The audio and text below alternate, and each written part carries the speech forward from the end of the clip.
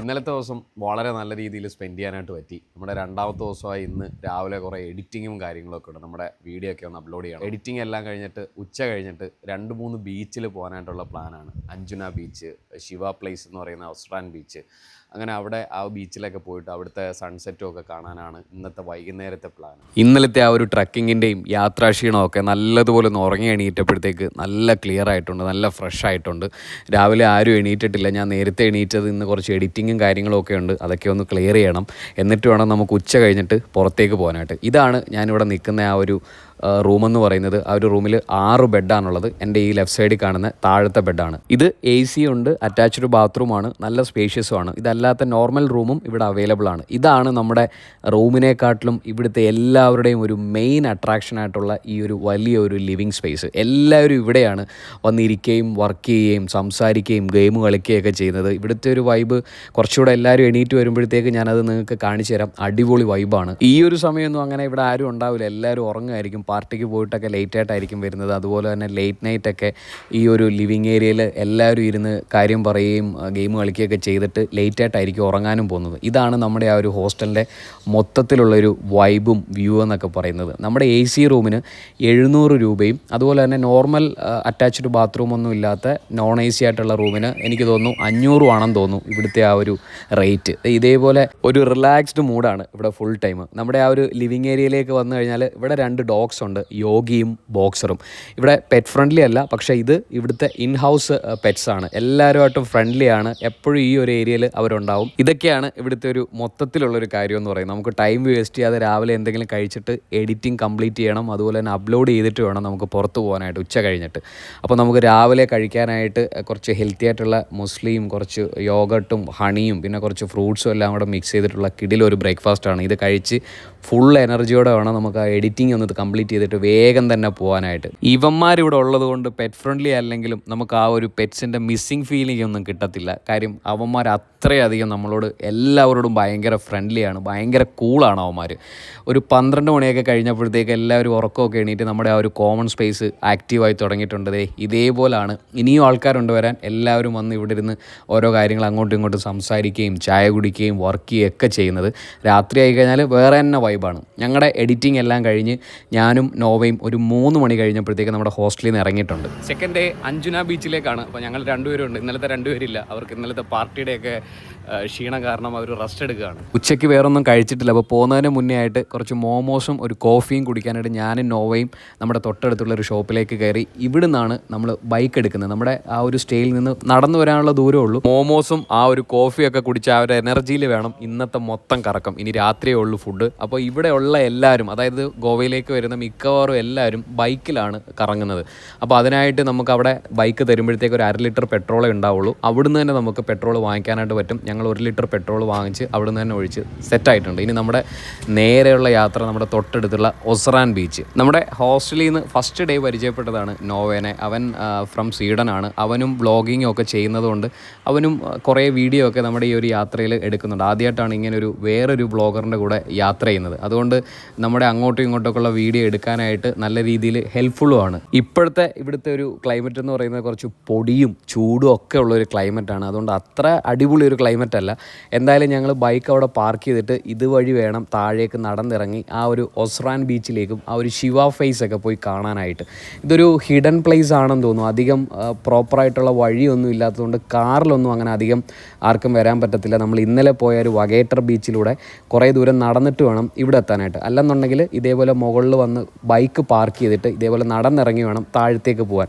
കൊള്ളാം. താഴത്തേക്ക് ഇറങ്ങി വന്നപ്പോഴത്തേക്ക് ആ ഒരു വൈബൊക്കെ കിട്ടിത്തുടങ്ങി. വലിയ തിരക്കൊന്നും ഇല്ലാത്ത ആ ഒരു വൈബ്. ഇന്നലത്തെ വഗേറ്റർ ബീച്ചിലും ആ ഒരു മെയിൻ ബീച്ചിൽ അത്യാവശ്യം നല്ല തിരക്കുണ്ടായിരുന്നു. നമ്മൾ ആ ഒരു നോർത്ത് സൈഡിലേക്ക് ആ ഒരു ഡ്രീംസ് ബീച്ച് എന്ന് പറഞ്ഞ ആ ഒരു സൈഡിലേക്ക് പോയപ്പോഴത്തേക്ക് തീരെ തിരക്കുണ്ടായിരുന്നില്ല. അതുപോലത്തെ ഒരു അവസ്ഥയാണ് ഈ ഒരു ബീച്ചിലും. സൈലൻ്റ് ആണെന്ന് മാത്രമല്ല, നല്ല വൃത്തിയുണ്ട് ഈ ഒരു ബീച്ചിൽ. അധികം ആൾക്കാരൊക്കെ വരാത്തത് കൊണ്ടായിരിക്കും എന്തായാലും ഈ ഒരു ബീച്ച് നല്ല രീതിയിൽ മെയിൻറ്റെയിൻ ചെയ്തിട്ടുണ്ട്. നമ്മൾ മെയിനായിട്ട് ഈ ഒരു ബീച്ചിലേക്ക് വന്നത് ആ ഒരു പാറയ്ക്കകത്ത് ഒരു ശിവൻ്റെ ഫേസ് കൊത്തി വെച്ചിട്ടുണ്ട്. അത് കാണാനായിട്ടാണ് ഈ ഒരു ബീച്ചിലേക്ക് അഞ്ജുന ബീച്ച് പോകുന്നതിന് മുമ്പ് മെയിൻ മെയിനായിട്ട് വന്നത് ഇതാണ്.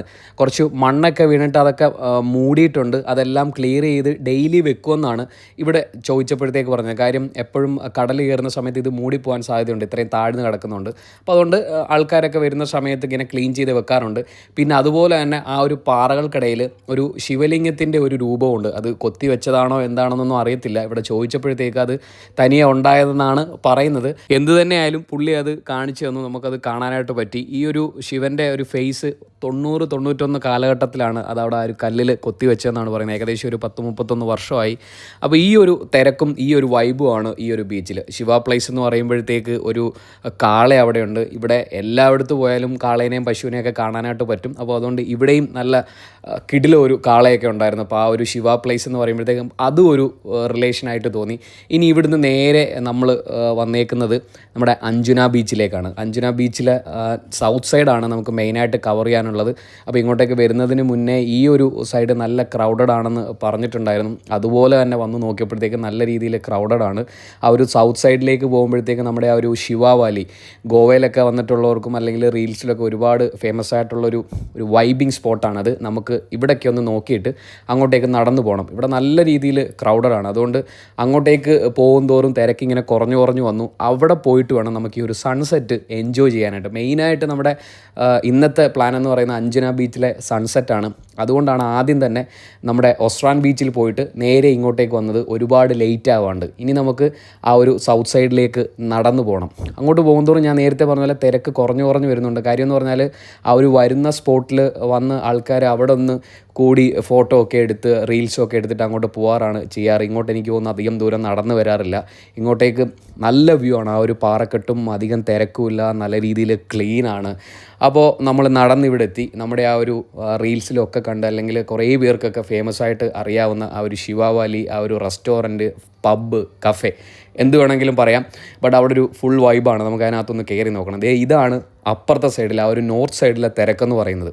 അതേസമയം നിങ്ങൾ ഇങ്ങോട്ടേക്ക് നോക്കുമ്പോഴത്തേക്ക് ഭയങ്കര കാലിയായിട്ട് കിടക്കുന്ന ഒരു ബീച്ച്.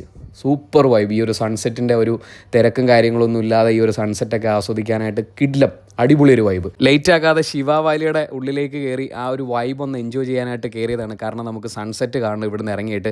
അതിനകത്ത് കയറിയപ്പോഴത്തേക്ക് നമുക്ക് എക്സ്പെക്റ്റ് ചെയ്യാവുന്നതേ ഉള്ളൂ. അതിനുള്ളിലത്തെ ആ ഒരു വൈബും ആ ഒരു മൂഡും ഇതിനുള്ളിൽ ആൾക്കാരും എല്ലാം ഈ ഒരു ടൈപ്പാണ്. ഫുൾ ചിൽ മോഡാണ്, ഫുൾ വൈബിങ് മോഡാണ്. ഇവിടെ എന്തോ ഒരു സെലിബ്രേഷൻ നടക്കുന്നുണ്ട്. ബർത്ത്ഡേ സെലിബ്രേഷൻ ആണെന്ന് തോന്നുന്നു.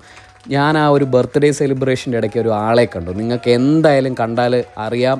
നിൽക്കുന്നു ആ പുള്ളി, നമ്മുടെ വിനായകൻ ചേട്ടൻ. പുള്ളിയുടെയൊക്കെ ഒരു മെയിൻ വൈബിങ് സ്പോട്ടാണ് ഗോവ എന്ന് നമുക്ക് പലർക്കും അറിയാം. ഒരിക്കലും എക്സ്പെക്റ്റ് ചെയ്തതല്ല ഇങ്ങനെ പുള്ളിയൊക്കെ ഇവിടെ വെച്ച് കാണാൻ പറ്റുമെന്നുള്ളൂ. എന്തായാലും നമ്മുടെ ആ ഒരു വൈബൊക്കെ എൻജോയ് ചെയ്യാനായിട്ട് അകത്തേക്ക് കയറിയപ്പോഴത്തേക്ക് പുള്ളിയെ കാണാനായിട്ട് പറ്റി.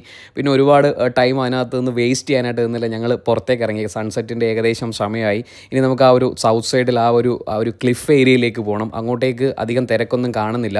അങ്ങോട്ടേക്ക് പോകുമ്പോഴത്തേക്ക് കുറേ പാറക്കെട്ടുകളാണ്. അപ്പോൾ ആ ഒരു പാറക്കെട്ടുകളുടെ മുകളിൽ കയറി നിന്നിട്ട് സൺസെറ്റൊക്കെ ഒന്ന് എൻജോയ് ചെയ്യാനായിട്ടാണ് പ്ലാനിങ്. അപ്പോൾ കുറച്ച് ആൾക്കാരേ ഉള്ളൂ ഈ ഒരു ഏരിയയിലേക്കൊക്കെ. അപ്പോൾ നമ്മുടെ നോവ ഇവിടെ വേറൊരാൾ യോഗയൊക്കെ ചെയ്യുന്നത് കണ്ടപ്പോഴത്തേക്ക് അവന് കുറച്ച് ബാക്ക് ഫ്ലിപ്പ് ഒന്ന് ട്രൈ ചെയ്യണമെന്നുള്ളൊരു ആഗ്രഹം. അവനത് നേരത്തെയൊക്കെ ട്രൈ ചെയ്തിട്ടുണ്ട്, ഇപ്പോൾ കുറച്ച് നാളായി. അപ്പോൾ അങ്ങനെ അതൊക്കെ ഒന്ന് ട്രൈ ചെയ്ത് ഞങ്ങൾ ആ ഒരു ക്ലിഫിൻ്റെ സൈഡിലേക്ക് പോയി. അങ്ങോട്ടേക്ക് ചെന്ന് കയറിയപ്പോഴത്തേക്ക് നമ്മുടെ മൊത്തത്തിലുള്ളൊരു ആ ഒരു മൂഡേ അങ്ങോട്ട് മാറി, ആ ഒരു ജിയോഗ്രഫി അങ്ങോട്ട് മാറി.